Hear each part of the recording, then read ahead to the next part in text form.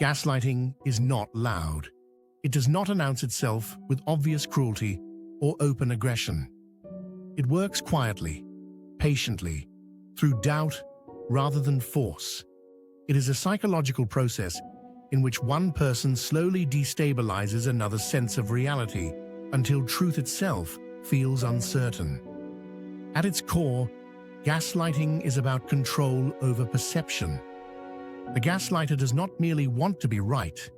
They want to define what is real. Memories are questioned, emotions are minimized, intentions are rewritten.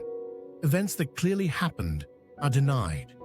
Words that were spoken are reframed or erased. Over time, the target begins to mistrust their own mind. The most disturbing aspect of gaslighting is how subtle it can be. It often begins with small corrections disguised as concern. "You're overreacting." "That's not what I meant."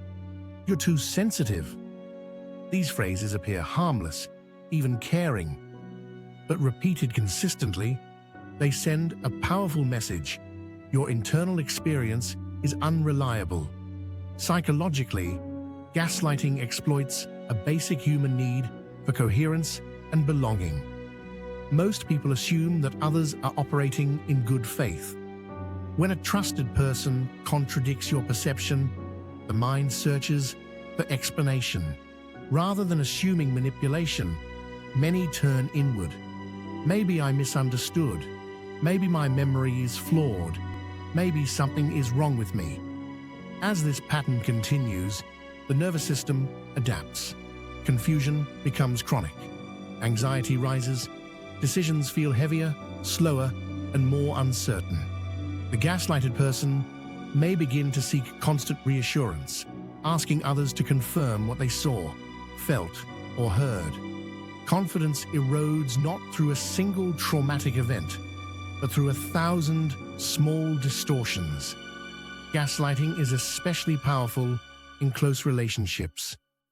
Intimacy provides access to vulnerabilities, personal history, and emotional triggers. A gaslighter may weaponize this knowledge, subtly reframing past conversations or emotional reactions to maintain dominance. Love, trust, or authority become tools rather than bonds. It is important to understand that gaslighting is not simply disagreement.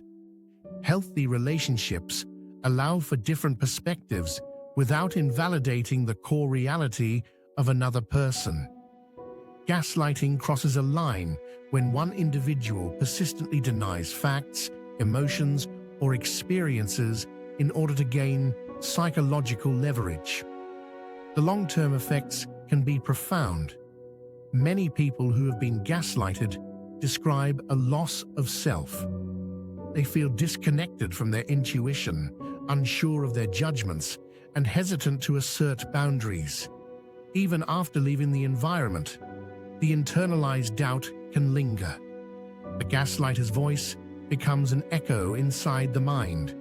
Recovery begins with naming the experience. Language restores structure to chaos.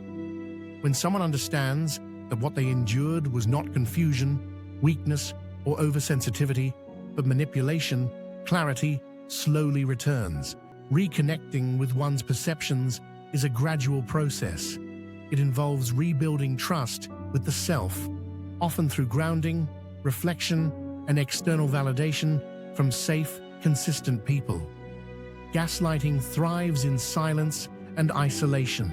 It weakens when reality is shared, spoken, and affirmed.